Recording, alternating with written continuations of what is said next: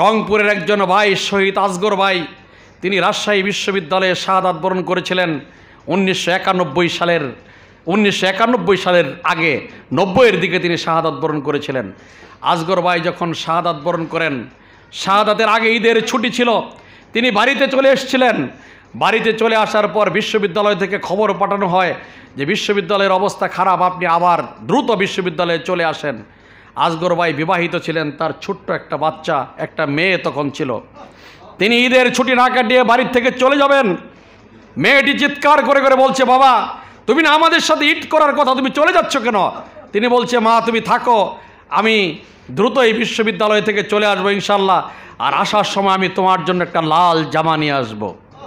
আসগর ভাই বিশ্ববিদ্যালয়ে গিয়ে শহীদ হয়ে গেলেন। তার লাশ বাড়িতে আনা হলো। ছোট্ট মেয়ে চিৎকার করে বলছেন, আমার বাবা কোথায়? আমার জন্য তো লাল জামা আনার কথা, আমার বাবার শাহিদ কেন? এই প্রশ্নের জবাব সেদিন কেউ দিতে পারে নাই। 2 বছর আগে ওই মেয়েটির বিবাহ হয়েছে। সংগঠনের পক্ষ থেকে ছোট্ট একটা উপহার পাঠানো হয়েছিল, একটা লাল শাড়ি ওই মেয়ের বিয়েতে সংগঠনের পক্ষ থেকে উপহার দেওয়া হয়েছিল। মেয়েটি সেই উপহার প্রত্যাখ্যান করে বলেছে, লাল শাড়ি আর লাল জামা জীবনে আর পরব না। আমার বিশ্বাস আল্লাহ রাব্বুল আলামিন জান্নাতে আমাকে লাল জামা দান করবেন, সেদিন লাল জামা পরিধান করব। এই হচ্ছে আমাদের ভাইদের ইতিহাস, এই হচ্ছে তাদের ত্যাগ কোরবানির ইতিহাস। এইভাবেই জীবন দিয়ে রাজশাহীর জমিনকে তারা আবাদ করে গিয়েছেন। আজকে সেখানে দিনের পক্ষে স্লোগান ওঠে, বিদ্রোহীদের পক্ষে স্লোগান ওঠার মতো লোক সামনে খুঁজে পাওয়া যাবে না ইনশাআল্লাহ। সম্মানিত ভাইয়ের আমার, এভাবে তারা চলে গিয়েছেন আমাদেরকে ছেড়ে। আমাদের সাথে থেকেই 1995 সালে এই কৃষি বিশ্ববিদ্যালয়ে জীবন দান করেছিলেন আমাদের প্রিয় ভাই মুক্তাগাছার মঞ্জুরুল কবির। আমার হাতেই তিনি সাথী শপথ গ্রহণ করেছিলেন।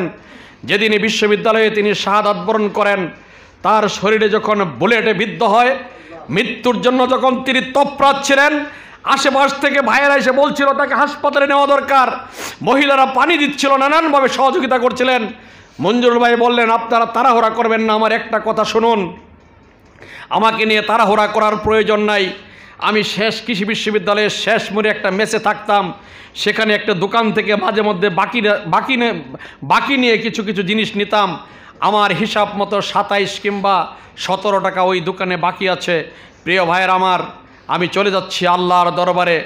আমার ভাইদেরকে বলবেন, আমার সাথীদেরকে বলবেন, তারা যেন এই ঋণটা পরিশোধ করে দেয়। আমার চাওয়া পাওয়ার কিছু নেই, আল্লাহ তাআলার কাছে যা চাওয়ার তা চাইব, আমাকে নিয়ে তাড়াহুড়া করবেন না। মঞ্জুরুল ভাই শাহাদাত বরণ করেছিলেন, কিন্তু সেদিন তার এই পাওনার ব্যাপারে, ঋণের ব্যাপারে, এই ছোট্ট 27 বা 17 টাকা, এটি তার খেয়াল ছিল এবং এটা পরিশোধ করার জন্য তাগিদ দিয়েছেন। এটাই তো আমাদের প্রেরণা। আমরা যদি আমাদের জীবনকে মিলাই, আমাদের অনেক ভাইয়েরা এখন আমরা আছি লক্ষ লক্ষ টাকা ঋণ, হাজার হাজার টাকা ঋণ, ধার কর্য, এগুলো আমরা ভুলে যাই। আর শাহাদাতের মুহূর্তে 17 টাকা কিংবা 27 টাকা, এই কথা তিনি মনে রেখেছেন। এটি হচ্ছে ইতিহাস। সম্মানিত ভাইয়েরা আমার, আমাদের প্রিয় রাহবার, আমাদের প্রিয় নেতা জনাব মাওলানা মতিউর রহমান নিজামী শহীদ করা হয়েছে। তাকে শাহাদাতের আগে বলছেন, ছেলেমেয়েরা যখন দেখা সাক্ষাৎ করতে গিয়েছেন, তখন তিনি বলছেন, তোমরা যখন ছোট ছিলে, বাড়িতে ছিলে, আমি যখন কোনো প্রোগ্রামে যেতাম, তোমরা আমার পাঞ্জাবি টুপি ঠিক করে দিতে কোনটা পরে আমি প্রোগ্রামে যাব। আজকে আমার জীবনের সবচাইতে বৃহৎ প্রোগ্রামে যাচ্ছি, আল্লাহর সাথে আমার সাক্ষাৎ হবে। এই প্রোগ্রামে আমি কোন টুপি, পায়জামা, পাঞ্জাবি, লঙ্গি পরে যাব, তোমরা সবাই মিলে ঠিক করে দাও। সম্মানিত ভাইয়েরা, যেমন পিতা তেমন সন্তান। সন্তানেরা সেদিন বলেছিল, সদ্য পিতা আমাদের, আপনি শহীদ হবেন আমাদের বিশ্বাস, আমাদের কোনো দুঃখ নেই, বেদনা নেই। আপনি সাদা পাঞ্জাবি পায়জামা পরতে পছন্দ করেন, সাদা পাঞ্জাবি পায়জামা পরে মাথায় টুপি দিয়ে আপনি ফাঁসির মঞ্চে যাবেন, আমাদের কোনো দুঃখ এবং বেদনা নেই। এই হচ্ছে আমাদের সংগঠনের প্রিয় নেতার ইতিহাস, এই হচ্ছে প্রেরণার ইতিহাস। সম্মানিত ভাইয়েরা আমার, তিনি শাহাদাত বরণ করেছেন, আমাদের ছেড়ে চলে গিয়েছেন, ইতিহাস রেখে গিয়েছেন। আমাদের জন্য প্রেরণার বার্তা দিয়ে গিয়েছেন। আর শাখার সম্মানিত আমির জনাব সাইফুল্লাহ পাঠান আজকের এই অনুষ্ঠানের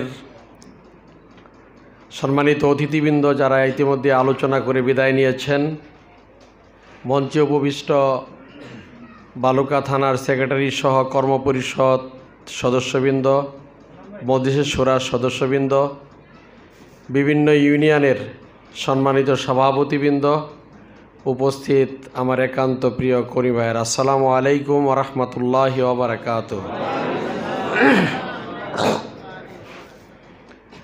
আলহামদুলিল্লাহ, এখানে অনেকবারই আসার সুযোগ হয়েছে, আপনাদের অনেকের সাথেই কথা বলার, আলোচনা করার সুযোগও হয়েছে। দীর্ঘদিন পরে আবারও অনেকটা সরগরম অবস্থায় এবং আলহামদুলিল্লাহ একটা ভালো উপস্থিতিতে আপনাদের সাথে সাক্ষাৎ, এই জন্য আল্লাহ তাআলার শুকরিয়া আদায় করছি। আলহামদুলিল্লাহ, আলহামদুলিল্লাহ। আমাদের মোবারক ভাই একটা ঘোষণা দিয়ে ফেলেছেন, আরেকটা ঘোষণা নিশ্চয়ই এখানে আপনারা পেয়েছেন নাকি?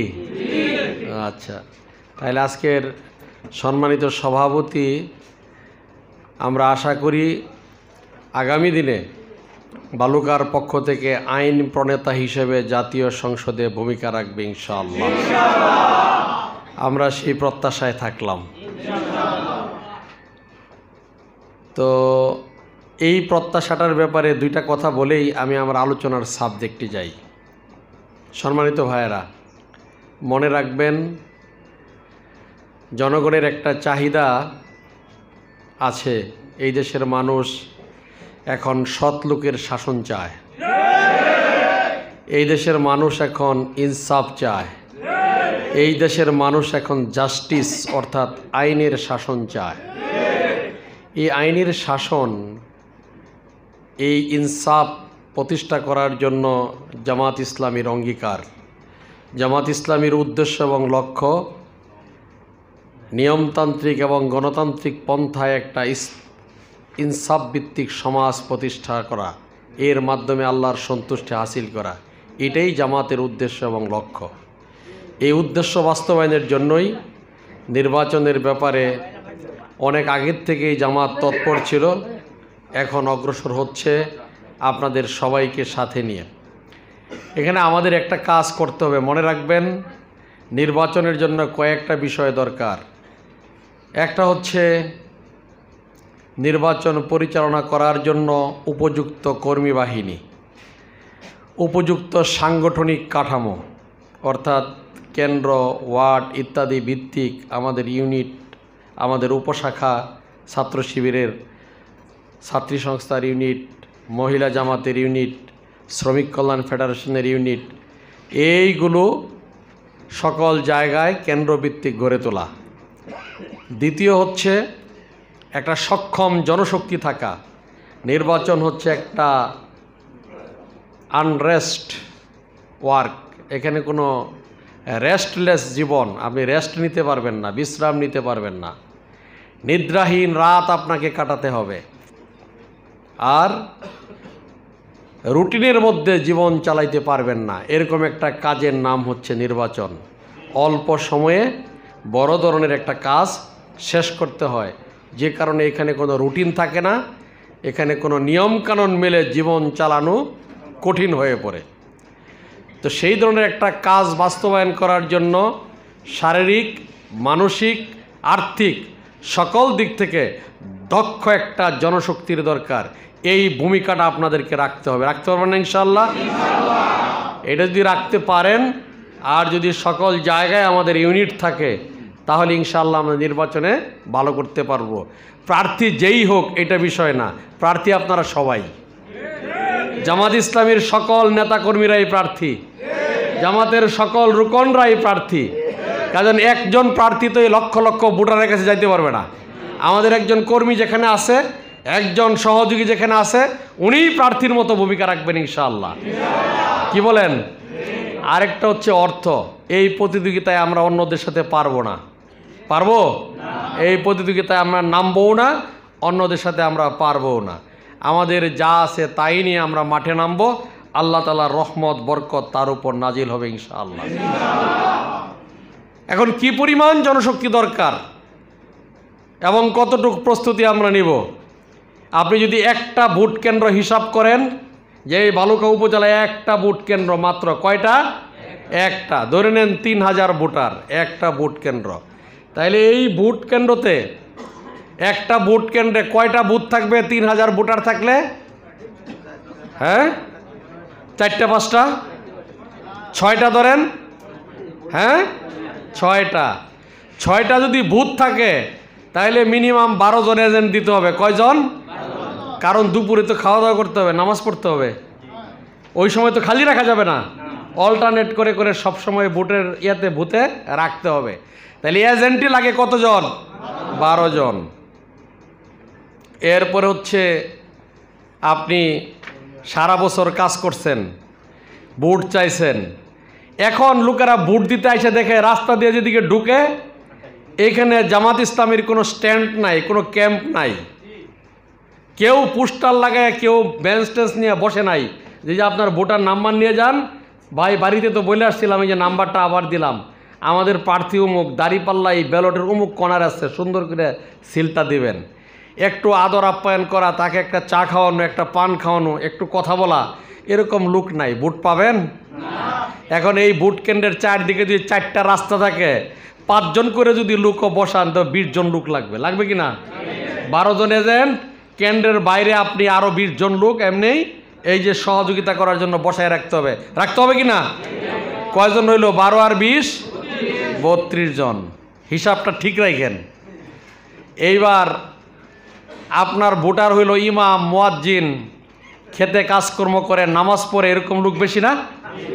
এই ভোটাররা করে কি যে কাজকর্ম শেষ হোক, ইমাম সাহেব মনে করে যে দৌড়ে নামাজ পড়ে যাব, যদি আসরের আজান দিতে না পারি, নামাজ দাম চাকরি শেষ, কাজে আসরের নামাজ পড়ে পরে একবারে যাব ভোট দিতে। উনি গিয়ে দেখে ইনক্লোজার বন্ধ, আর ভোট দিতে পারেন না। কাজেই আপনারা যারা আমরা মাঠে থাকবো তাদেরকে পাড়া ভাগ করে করে 50 জন 20 জন এরকম ভাগ করে করে 2 জন 3 জন লোক দিয়ে তাদেরকে আবার কেন্দ্রে আনার ব্যবস্থা করতে হবে, এবং তালিকা ধরে ধরে কে কে ভোট কেন্দ্রে আসলো না এই হিসাব বের করে করে আনতে হবে। আনতে হবে না? এখন 3000 ভোটার, 200 করে যদি দায়িত্ব দেন আরও 15 জন লাগবে কমপক্ষে। লাগবে কি না? 200 করে কঠিন, 100 করে দিলে 30 জন লাগবে। আগে বলছিলাম 32, এখানে হইলো আরও 30। কয়জন হইলো? 62 জন লোক, কিন্তু 62 জন লাগিয়ে গেছে। আর কথা বাদ দেন, এখন কেন্দ্রে প্রার্থী গেছে এতিমের মতো ঘুরে গাড়ে, কেউ নাই, লোক নাই, সবাই তো ব্যস্ত, কেউ এজেন্ট, কেউ ভোট আনতেছে, কিন্তু ওনার সাথে যে ঘুরবে এরকম লোক নাই। উনি 1 জন 8 জন নিয়ে হয়তো ঘুরতেছে। আওয়ামী লীগ বিএনপির যারা সেটি একটু ওই টাইপের লোক, তারা বলবে যে ভাই ইলেকশন তো 1 মাস 2 মাস করলেনি, এখন বাড়ির জানগা, রাত্রে ফলাফল পাওয়া যাবে ইনশাল্লাহ। কি বলবে কি না?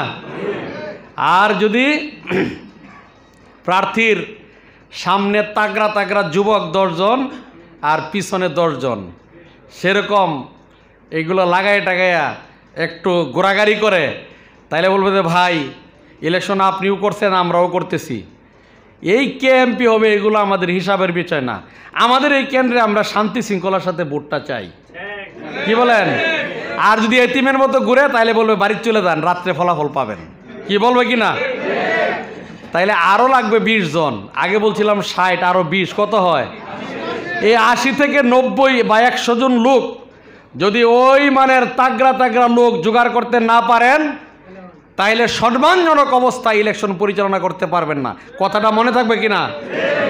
এবং তাদেরকে জামাত ইসলামীর কমিটেড কর্মী হইতে হবে, জামাত ইসলামীর আনুগত্যশীল কর্মী হইতে হবে।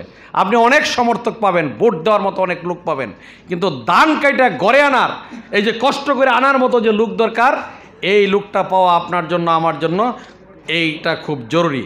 এজন্য জামাত ইসলামী, মহিলা জামাত, ইসলামী ছাত্র শিবির, তারপরে কি শ্রমিক কল্যাণ ফেডারেশন, ছাত্রী সংস্থা, এই 5-6টা তো আমাদের দৃশ্যমান সংগঠন আছে নাকি? এই সবাই মিলে ডেডিকেটেড, শক্তি সামর্থ্য আছে এরকম শখানেক লোক যদি আমরা মিনিমাম জোগাড় করতে না পারি তাহলে কিন্তু নির্বাচন ভালো করে পরিচালনা করতে পারবো না। এটা করবেন ইনশাআল্লাহ, পারবেন না? আজকে এই বিষয়ে কথাটা এই পর্যন্তই রাখি, এটাই আপনাদের কাজ থাকলো।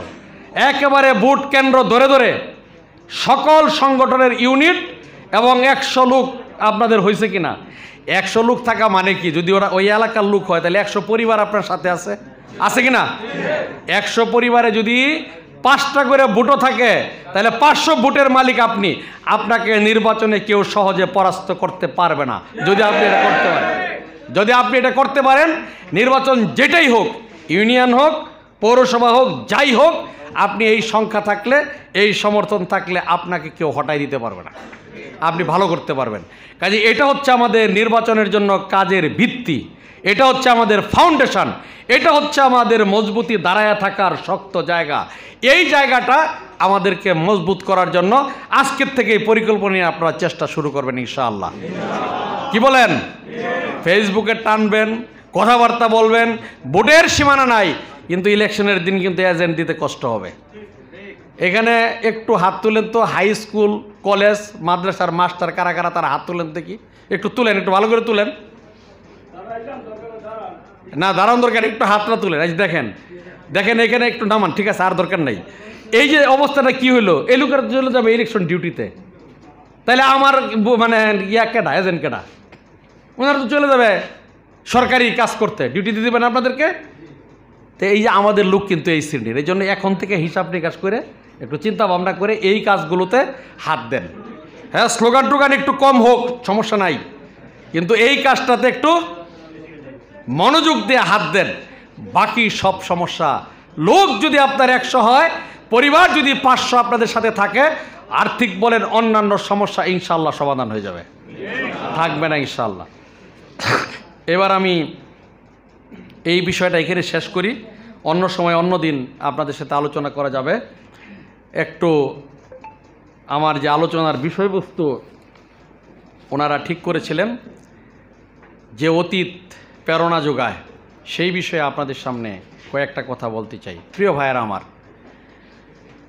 ওই অতীত প্রেরণা যোগায় যে অতীত আমাদের অনেক সফলতার কথা স্মরণ করিয়ে দেয়, যে অতীত আমাদের অনেক সুশৃঙ্খলতার কথা স্মরণ করিয়ে দেয়, যে অতীত আমাদের ভাইদের ত্যাগ কুরবানির কথা স্মরণ করিয়ে দেয়, যে অতীত আমাদের ভাইদের অগ্রাধিকার ভিত্তিতে অপর কর্মী ভাইকে অধিকার দেওয়া, কর্মীদের মধ্যে ইনসাফ কায়েম করা, শুধুমাত্র আল্লাহকে সন্তুষ্টি করার জন্য কাজ করা, এই সমস্ত কাজ যারা করেছেন, যারা ইতিহাস সৃষ্টি করেছেন, সেই ইতিহাস আমাদেরকে স্মরণ করিয়ে দেয় এবং আমাদেরকে প্রেরণা যোগায়। সমস্ত নবী এবং রাসূলদের ইতিহাস প্রেরণার ইতিহাস, এবং সমস্ত নবী রাসূলদের ইতিহাস দু একজন ব্যতীত দুঃখ, কষ্ট, ত্যাগ, কুরবানি, নিদ্রাহীন রাত, উপোস, যুদ্ধ, বিগ্রহ, এগুলো মোকাবেলা করে মানবতার মুক্তির কাজ সমস্ত নবীদের, দু একজন বাদে প্রায় সকল নবীদের জীবনেই এই ঘটনা সংঘটিত হয়েছে। আমাদের নবী, প্রিয় নবী মুহাম্মদুর রাসূলুল্লাহ সাল্লাল্লাহু আলাইহি সাল্লাম প্রেরণা কিভাবে দিয়েছেন, প্রেরণা কিভাবে জুগিয়েছেন। বাড়ি থেকে বের করে দেওয়া হয়েছে, ঘর থেকে বের করে দেওয়া হয়েছে, গোষ্ঠী থেকে বিচ্ছিন্ন করে দেওয়া হয়েছে, শেষ পর্যন্ত আপনারাও জেল খেটেছেন, অনেকেই খাটেন নাই, অনেকেই জেল খেটেছেন। বাংলাদেশের জেলে তো পানি পাওয়া যায়, খাবার পাওয়া যায়, শোয়ার জন্য ছোট হলেও একটা জায়গা পাওয়া যায়, আপনি প্রাকৃতিক কাজ করবেন তার জন্যও ব্যবস্থা আছে না? অসুস্থ হলেও চিকিৎসার ব্যবস্থা আছে না? আমার নবী, প্রিয় নবী মুহাম্মদুর রাসূলুল্লাহ সাল্লাল্লাহু আলাইহি সাল্লাম, তাকেও বন্দী করা হয়েছে, তার অনুসারীদেরকে সহ। সেখানে বলে দেওয়া হয়েছে কোনো বাণিজ্যিক কাফেলা ওখানে প্রবেশ করতে পারবে না, তাদের সাথে কোনো খাবার বিক্রি করতে পারবে না, তাদের প্রয়োজনীয় কোনো ঔষধপত্র জিনিস সেখানে কেউ বিক্রি করতে পারবে না, এবং ওই গিরিপথ থেকে তাদেরকে বের হতে দেওয়া হবে না। একটা পর্যায়ে খাদ্য সব কিছু যখন শেষ হয়ে গেল, সাথে থাকা চামড়ার ব্যাগ, শুকনো ব্যাগ চিবিয়ে চিবিয়ে তারা খেয়েছেন। গাছের ছাল পাতা বাকল খাওয়া শেষ, ছাগলের মতো বকরির মতো পায়খানা করেছেন। এইভাবে তাদের জীবন অতিবাহিত হয়েছে। সেই জেল জুলুম আমার প্রিয় নবী এবং তার সহকর্মী সাহাবায়ে কেরাম দীর্ঘদিন শেবে আবু তালিবে খেটেছেন, কাটেন নাই? সেখানে খেটেছেন, সেই জায়গায় থেকেছেন। সেই জায়গার থেকে তার সেই মাতৃভূমিকে বিজয় করে সেখানে ইসলামের পতাকা উড্ডীন করে প্রমাণ করে গিয়েছেন দুনিয়াতে ইসলাম এবং আল্লাহর নবী সত্য এবং শ্রেষ্ঠ। এটা তিনি প্রমাণ করে গিয়েছেন। নবী মুহাম্মদ রাসূলুল্লাহ সাল্লাল্লাহু আলাইহি সাল্লামের জীবনে এই জেল জুলুমের ঘটনা এইভাবে ঘটেছে। তাকে হত্যা করা হবে, গোত্র থেকে বাছাই করে করে যুবক শ্রেণীর লোক নির্ধারণ করা হয়েছে। এক গোত্রের লোকেরা তাকে হত্যা করলে কুরাইশ বংশের লোকেরা খেপে যেতে পারে, সকল গোত্রের লোকেরা মিলে সিদ্ধান্ত নিয়েছে একসাথে আমরা তাকে হত্যা করব। ঘেরাও করে রাখা হয়েছে। সেখান থেকে বের হয়ে হিজরতের পথে রওনা হয়েছেন। আল্লাহ রাসূল কোনো এক সময় একটি ঘটনার প্রেক্ষিতে তার প্রিয়তমা স্ত্রী আয়েশা সিদ্দিকা রাদিয়াল্লাহু আনহার একজন অন্য স্ত্রী একটু ঈর্ষান্বিত হয়ে একটু সমালোচনা করেছিলেন। আল্লাহ রাসূল সাথে সাথে বলে দিয়েছিলেন, আমার বিবিগণ সাবধান, আবু বকরের পরিবারের ব্যাপারে কোনো ধরনের মন্তব্য করবে না, কারণ আবু বকর আমাকে বহন করেছেন। মুহাদ্দিসগণ অনেকে এভাবে লিখেছেন, হিজরতে যখন আল্লাহ রাসূল এবং আবু বকর রাদিয়াল্লাহু আনহু রওনা হয়েছেন, আরবের লোকেরা বৈজ্ঞানিক দিক থেকে ওই সময় এতটা তীক্ষ্ণ ছিল, তারা পায়ের ছাপ দেখে বুঝতে পারতেন কে এই পথ দিয়ে গমন করেছেন, কে এই পথ দিয়ে গিয়েছেন। পায়ের ছাপ দেখে তারা মানুষ নির্ধারণ করতে পারত। আবু বকর রাদিয়াল্লাহু আনহুর জবানিতে, সাহাবাদের জীবনীতে এইভাবে লেখা হয়েছে যে আমি আল্লাহ রাসূলের সাথে চলছিলাম, কখনো পিছনে যাই কখনো সামনে যাই, মনে হয় যেন সামনের থেকে আক্রমণ আসবে, ডানে যাই বায়ে যাই এরকম করছিলাম। এক পর্যায়ে আমি আল্লাহ রাসূলকে দু একজন মুহাদ্দিস এভাবে বর্ণনা করেছেন, হাদিস বিশারদগণ, যে আল্লাহ রাসূলকে আমি পিঠে তুলে নিলাম, কারণ তারা যেন পায়ের ছাপ দেখে এই জায়গায় এসে বিভ্রান্ত হয়ে যায় যে আল্লাহ রাসূলের পায়ের ছাপ আর পাওয়া যাচ্ছে না। এবং এইভাবেই বিভ্রান্ত হয়েছিলেন। হেরা গুহার কাছাকাছি গিয়ে তারা আর আল্লাহ রাসূলের পায়ের ছাপ পায় নাই, কোন দিকে গেল তারা বিভ্রান্ত হয়েছে। এই ছিল আবু বকর, এই ছিল আল্লাহর রাসূল, সেভাবে তিনি চলে গিয়েছেন। সম্মানিত ভাইয়েরা আমার, ত্যাগ কুরবানির ইতিহাসে এই যে উজ্জ্বল ইতিহাস আবু বকর রাদিয়াল্লাহু আনহু, আমরা আজকে সফলতার কথা বলি, আমাদের ছেলে মেয়েদের সফলতার চিন্তা করি, আমাদের সফলতার চিন্তা করি, আর্থিক সামাজিক নৈতিক সকল দিক থেকে সফলতার চিন্তা করি না। আমরা কেউ ডাক্তার ইঞ্জিনিয়ার আমাদের ছেলে মেয়েদেরকে করতে চাই, কিন্তু সফল কারা? ইতিহাস দেখেন, গতকাল জুমাবার ছিল, আমরা মসজিদে গিয়েছি, তাই না? ইমাম সাহেব নবী রাসূলের পর সাহাবাদের নাম যখন খুতবায় উচ্চারণ করেছেন, আরহামু আরহামু আবু বকর, এটা বলেন নাই? কত বছর আগের ইতিহাস। তিনি নবীও নন, রাসূলও নন, আল্লাহ রাসূলের একজন সাহাবীর নাম এখনো ক্ষণে ক্ষণে উচ্চারণ করা হয়, তার নামে দরুদ পাঠ করা হয়। তিনি কে? আবু বকর রাদিয়াল্লাহু আনহু। সম্মানের দিক থেকে আল্লাহ সেই জায়গায় স্থান করে দিয়েছেন। কাজে এই ত্যাগ কুরবানির উজ্জ্বল ইতিহাস, আধুনিক ইতিহাসকারকগণ বলেছেন আবু বকর হচ্ছেন ইসলামের ত্রাণকর্তা। তারা ব্যাখ্যা দিয়েছেন যে আল্লাহ রাসূলের ওফাতের পর বিভ্রান্ত করার জন্য ভণ্ড নবীদের উদ্ভব, যাকাত দিতে অস্বীকার করা। আবু বকর রাদিয়াল্লাহু আনহুর মধ্যে একজন নরম তবিয়তের লোক, ওমর রাদিয়াল্লাহু আনহুর মতো একজন কঠোর প্রকৃতির লোকের সামনে স্পষ্ট করে বলে দিয়েছেন, জাকাতের ব্যাপারে কেউ যদি উটের রশির জাকাত দিতে অস্বীকার করে, আমি আবু বকর তার বিরুদ্ধে যুদ্ধের ঘোষণা করেন নাই। এইভাবে আল্লাহ রাসূলের যে ইসলাম ছিল, সেই ইসলাম থেকে বিন্দু মাত্র ইসলাম এবং ইসলামিক খেলাফত, ইসলামের নিয়মকে অন্য জায়গায় এক বিন্দু পরিমাণ তিনি দ্বিধাগ্রস্ত হতে দেয় নাই। খেলাফতের দায়িত্ব এভাবে পালন করেছেন। আল্লাহ রাব্বুল আলামিন সম্মানের আসনে স্থান দিয়েছেন, দুনিয়ার থাকতে বেহেশতের সুসংবাদ দান করেছেন, করেন নাই? কাজেই সম্মান এবং ইজ্জতের জায়গা, এগুলোই তো আমাদের অতীত ইতিহাস, এগুলোই তো প্রেরণার ইতিহাস। প্রিয় ভাইয়েরা আমার, আল্লাহ রাসূলের প্রত্যেকটি সাহাবীর ইতিহাস হচ্ছে এরকম। এখন আমাদের অনেক সময় দুঃখ বেদনা ইত্যাদির খুব আমাদের মধ্যে কাজ করে। দায়িত্বশীল আমাদের উপর ইনসাফ করতে পারলেন না, দায়িত্বশীল আমাকে সেভ করতে পারলেন না, পুলিশ আমাকে ধরে নিয়ে গেল, উনি কিছু করতে পারলেন না, আমার উপর আক্রমণ হলো, তিনি কিছু করতে পারলেন না, আমার বাড়িটা আওয়ামী লীগের আমলে দখল করা হয়েছে, নেতা আমার বাড়ি উদ্ধার করে দিতে পারলেন না। আর আল্লাহ রাসূলের সাহাবীদের ইতিহাস দেখেন, হুদায়বিয়ার সন্ধি লিখিত হয়েছে, আল্লাহ রাসূল তখনও স্বাক্ষর করেন নাই। একজন সাহাবী নির্যাতিত অবস্থায় দৌড়ে দৌড়ে আসছেন, ইয়া রাসূলুল্লাহ, আমি নির্যাতিত, আমাকে আশ্রয় দান করুন। আল্লাহ রাসূল তাকে আশ্রয় দেওয়ার জন্য উদ্যত হলেন। মুশরিকদের পক্ষ থেকে বলা হলো, মুহাম্মদ, সন্ধি লিখিত হয়েছে, সন্ধির শর্ত হচ্ছে মদিনার থেকে কোনো লোক, মক্কার থেকে কোনো লোক মদিনায় আসলে আমরা তাদেরকে, মক্কার থেকে কোনো লোক মদিনায় চলে আসলে তোমরা তাদেরকে ফেরত দিতে বাধ্য থাকবে, কিন্তু মদিনার থেকে কোনো লোক মক্কায় গেলে আমরা তাকে ফেরত দিতে বাধ্য নই। আল্লাহ রাসূলকে বললেন, এই লোককে আমাদের হাতে তুলে দিতে হবে। রাসূল সাল্লাল্লাহু আলাইহি সাল্লাম বললেন, সন্ধিতে তা আমি এখনো স্বাক্ষর করি নাই। মুশরিকগণ বললেন, সন্ধিতে স্বাক্ষর না করলেও এই চুক্তি সম্পাদিত হয়ে গিয়েছে, আমরা একমত হয়েছি, কাজেই তুমি তোমার এই লোককে আশ্রয় দিতে পারবেন না। আল্লাহ রাসূল বৃহত্তর স্বার্থে সাহাবীকে আশ্রয় দিলেন না, দিতে পারলেন না। এই জুলুম নির্যাতন তার উপর চালানো হলো। ইসলামের ইতিহাসে পরবর্তীতে দেখা যায় এই সাহাবী কোনো দিন আল্লাহ রাসূলের উপর এই কারণে কোনো ক্ষোভ, কোনো বেদনা কোনো দিন এটা প্রকাশ করে না। ইতিহাসে এরকম কিছু পাওয়া যায় না। এটি হচ্ছে সাহাবাদের চরিত্র, এটি হচ্ছে অতীত জামানার ইতিহাস।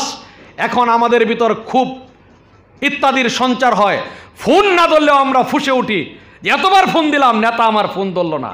কিন্তু একটা নির্যাতিত লোক আল্লাহ রাসূলের সামনে এসে আশ্রয় চাইলেন, বৃহত্তর স্বার্থে তিনি আশ্রয় দিতে পারলেন না।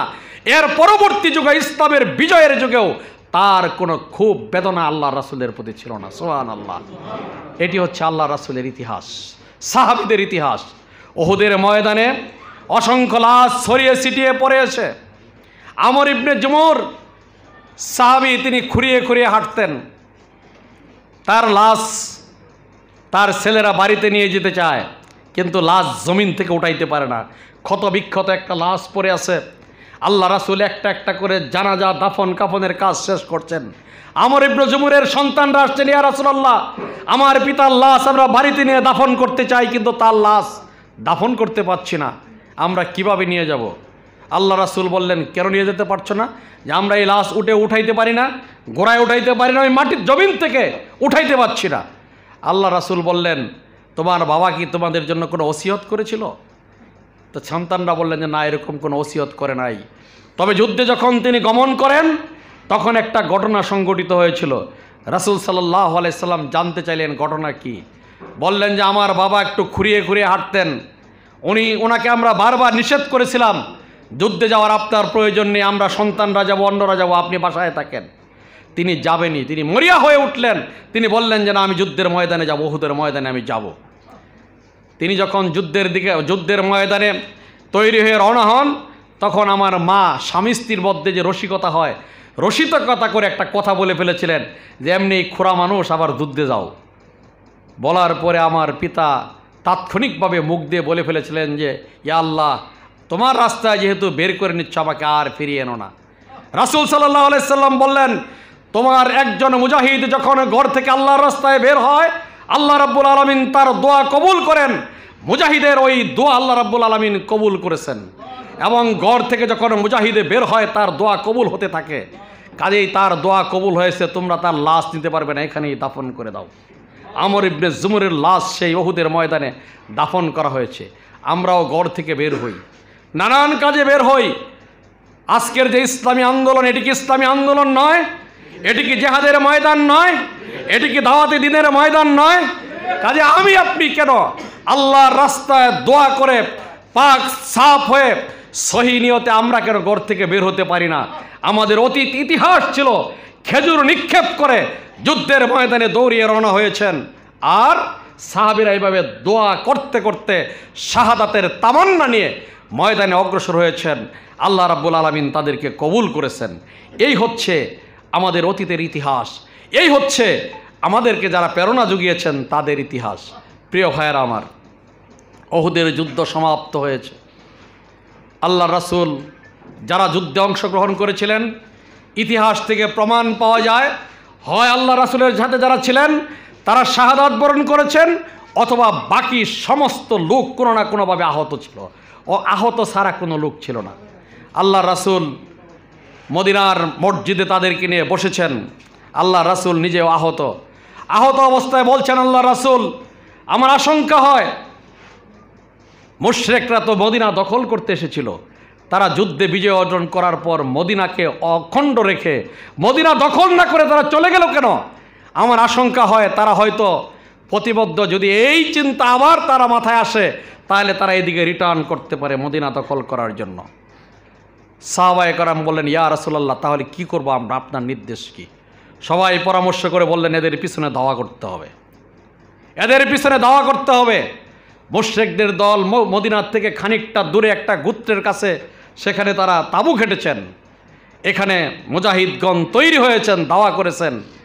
তাদের পার্শ্বে যে কওম ছিল তারা বললেন যে আমাদের কাছে খবর আছে তোমরা যে ঘটনা গতকালকে মদিনায় ঘটিয়ে এসেছ, মুহাম্মদের শ্রেষ্ঠ শ্রেষ্ঠ লোকদেরকে শহীদ করে দিয়েছ, তারা অত্যন্ত ক্ষুব্ধ এবং তারা তোমাদের পিছনে দিয়ে আসছে।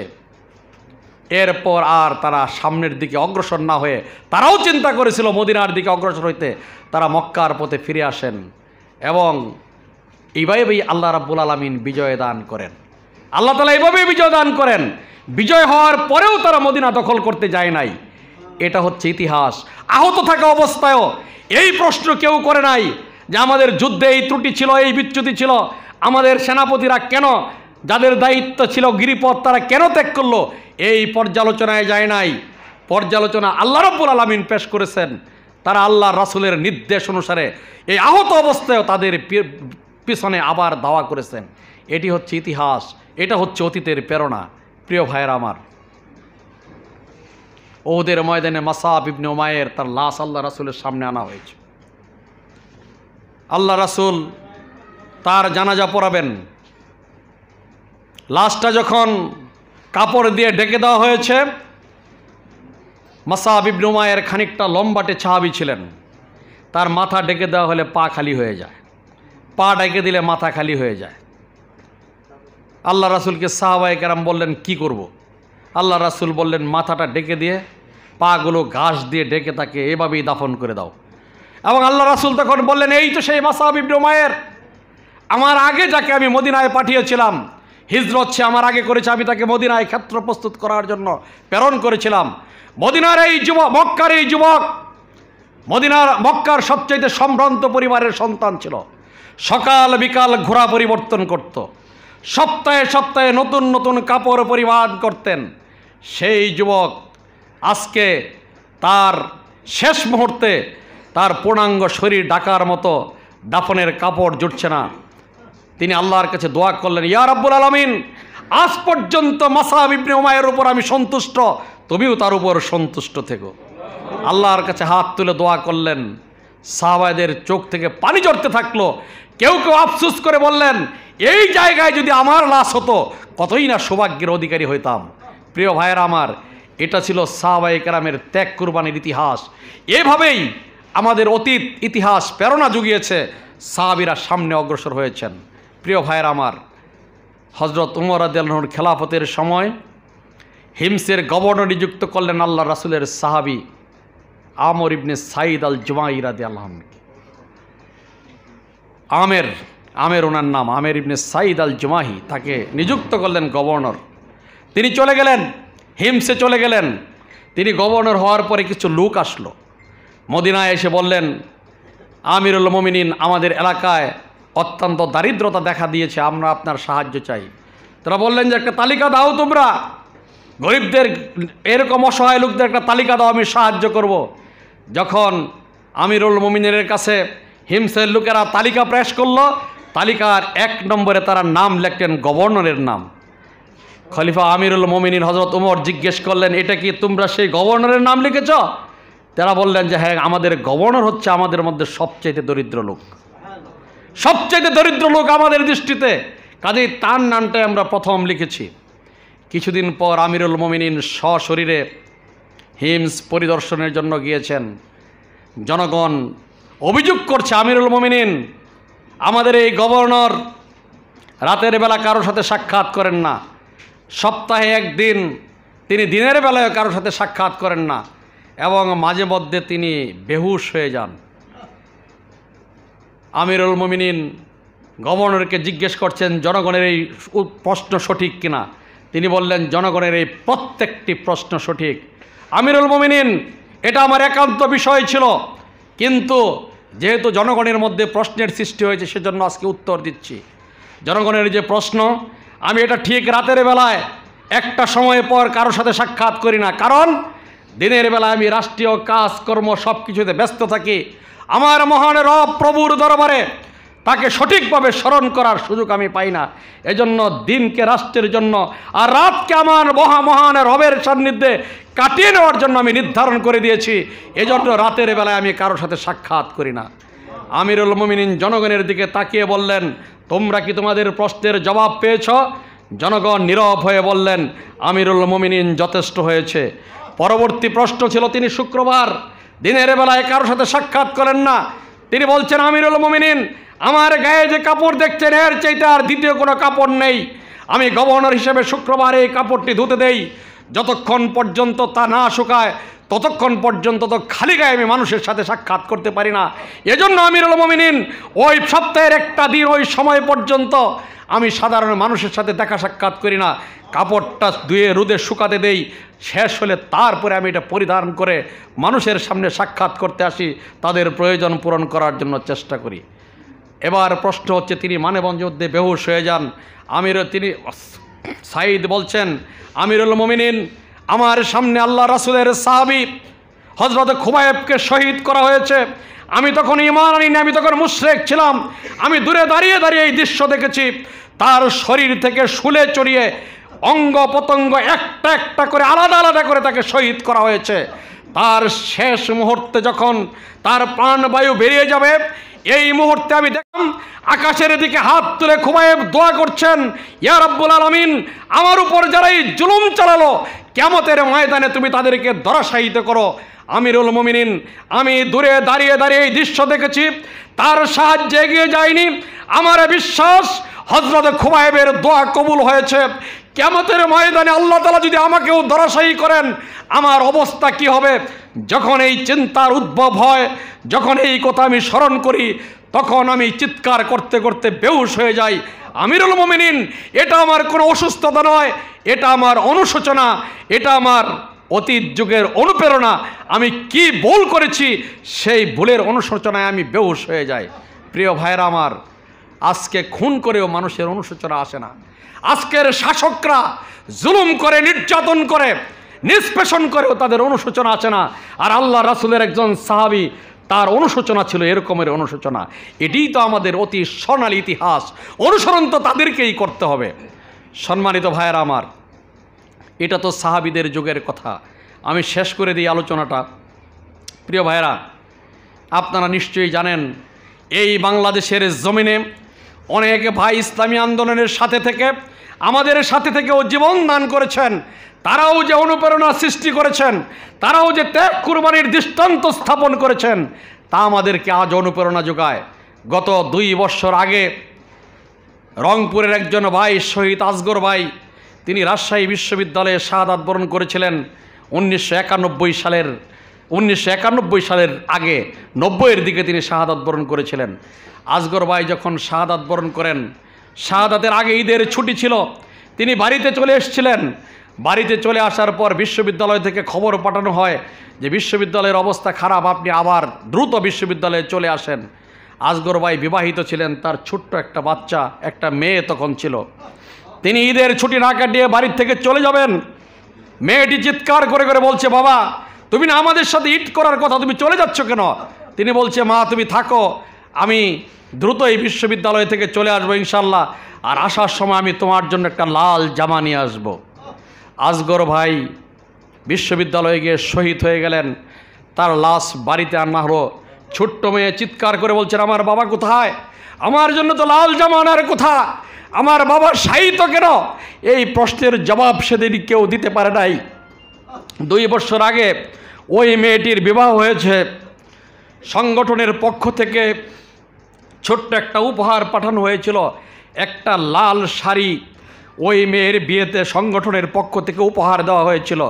মেয়েটি সেই উপহার প্রত্যাখ্যান করে বলেছে, লাল শাড়ি আর লাল জামা জীবনে আর পরব না।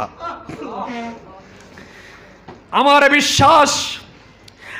বিশ্বাস আল্লাহ রাব্বুল আলামিন জান্নাতে আমাকে লাল জামা দান করবেন, সেদিন লাল জামা পরিধান করব। এই হচ্ছে আমাদের ভাইদের ইতিহাস, এই হচ্ছে তাদের ত্যাগ কোরবানির ইতিহাস। এইভাবেই জীবন দিয়ে রাজশাহীর জমিনকে তারা আবাদ করে গিয়েছেন। আজকে সেখানে দিনের পক্ষে স্লোগান ওঠে, বিদ্রোহীদের পক্ষে স্লোগান ওঠার মতো লোক সামনে খুঁজে পাওয়া যাবে না ইনশাআল্লাহ। সম্মানিত ভাইয়ের আমার, এভাবে তারা চলে গিয়েছেন আমাদেরকে ছেড়ে। আমাদের সাথে থেকেই 1995 সালে এই কৃষি বিশ্ববিদ্যালয়ে জীবন দান করেছিলেন আমাদের প্রিয় ভাই মুক্তাগাছার মঞ্জুরুল কবির। আমার হাতেই তিনি সাথী শপথ গ্রহণ করেছিলেন।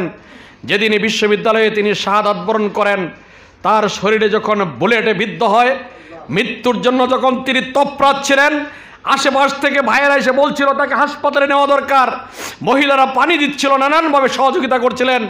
মঞ্জুরুল ভাই বললেন, আপনারা তাড়াহুড়া করবেন না, আমার একটা কথা শুনুন, আমাকে নিয়ে তাড়াহুড়া করার প্রয়োজন নাই।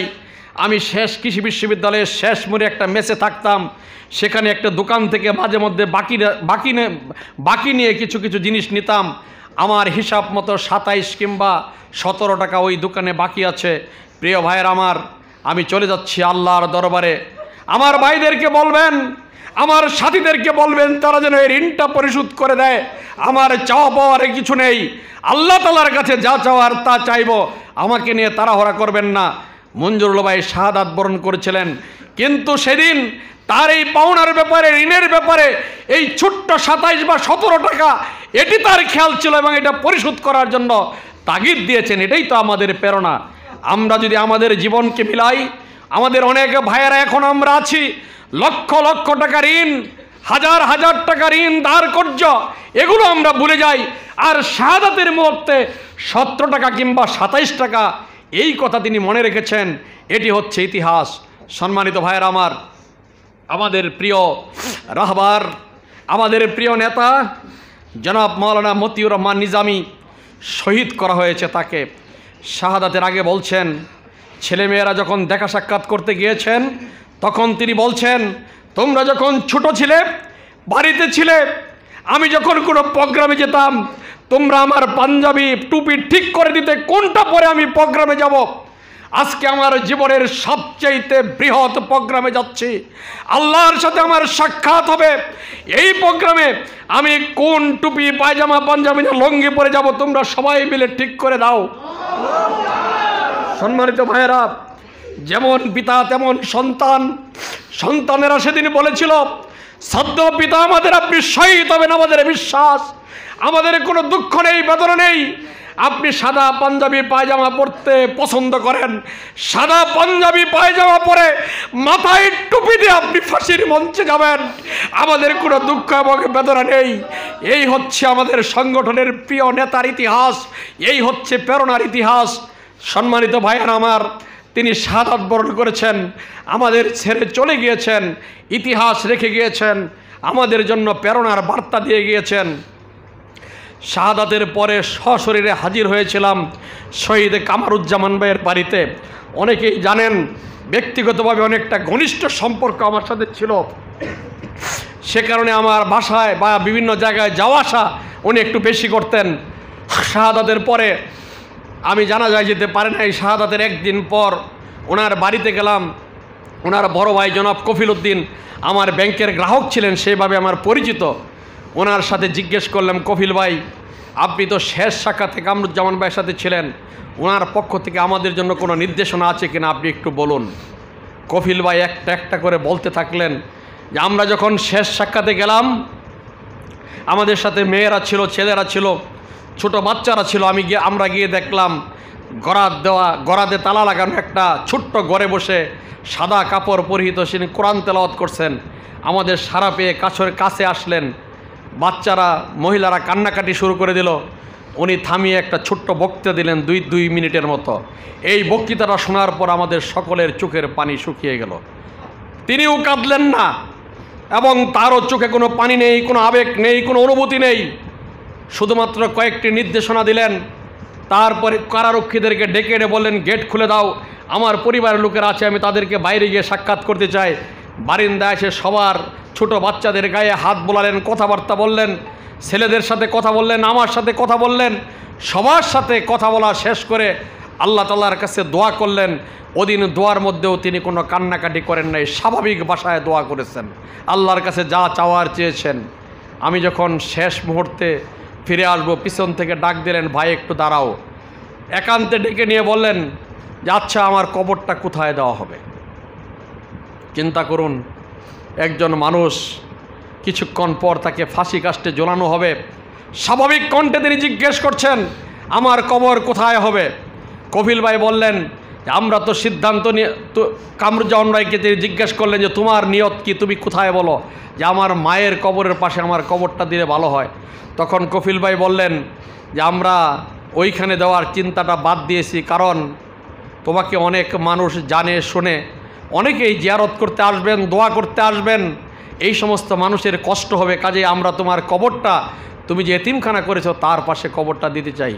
তিনি বললেন ঠিক আছে, তোমাদের সিদ্ধান্ত যেটাই হয়ে থাকে আমাদের কোনো আপত্তি নাই, সংগঠনের সাথে আলাপ করে সেখানেই কবরের ব্যবস্থা করো। কবরের ফয়সালা করার পর বললেন জানাজা কে পড়াবে? কফিল ভাই আবার জিজ্ঞেস করলেন তোমার ওসিয়ত বা তোমার সিদ্ধান্ত কি? তিনি বললেন আমার জানাজাটা ওইখানকার সদর উপজেলা আমির জনাব আব্দুল আওয়াল সাহেব যদি জানাজা পড়ায় তাহলে ভালো হয়। কফিল ভাই তখন বললেন যে আমি বললাম যে সে তো অনেক মামলার আসামি, জানাজায় হাজির হতে পারবে কিনা আমরা জানি না।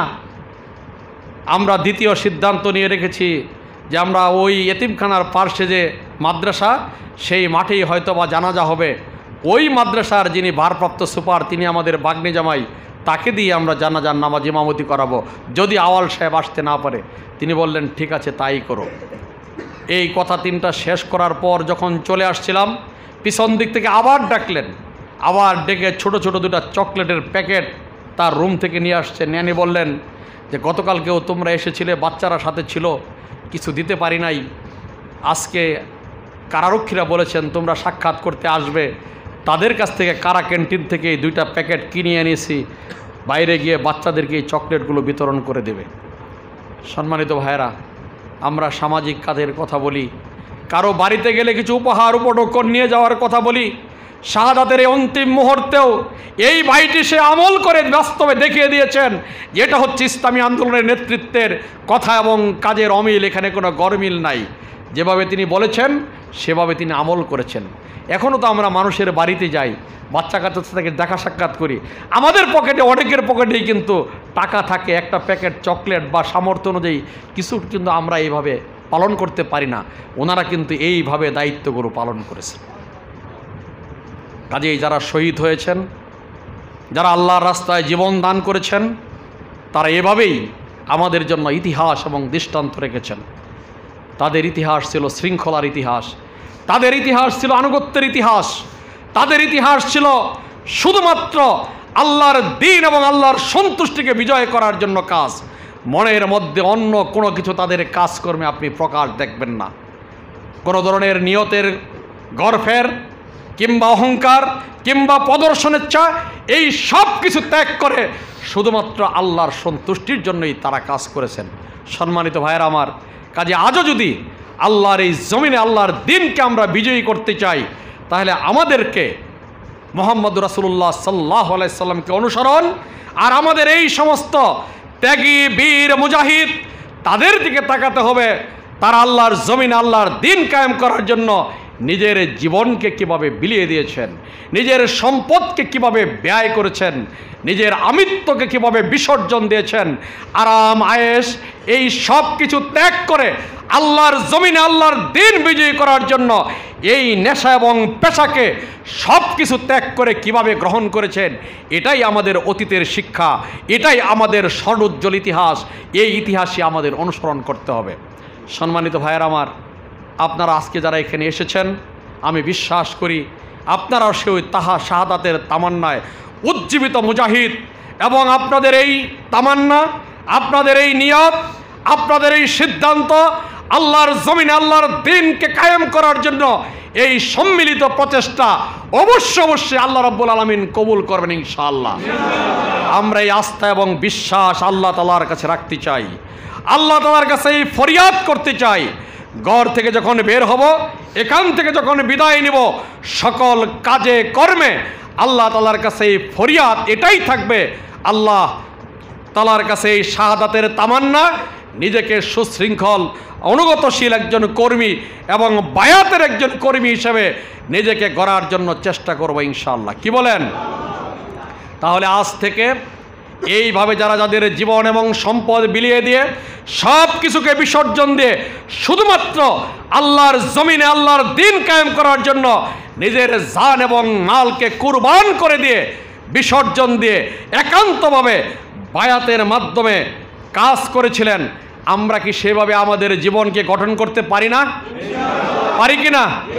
তাহলে আমাকে একটু আজকে হাত তুলে দেখাইতে হবে যে অল্প সময়ের মধ্যে মিনিমাম 3 মাসের বেশি আমরা যাব না, 3 মাসের মধ্যে আমরা ওই সংগঠনের বায়াতপ্রাপ্ত কর্মী হিসেবে আমাদের জান এবং মাল সম্পূর্ণরূপে আল্লাহর দ্বীনের জন্য সুপর্দ করে দেব ইনশাআল্লাহ।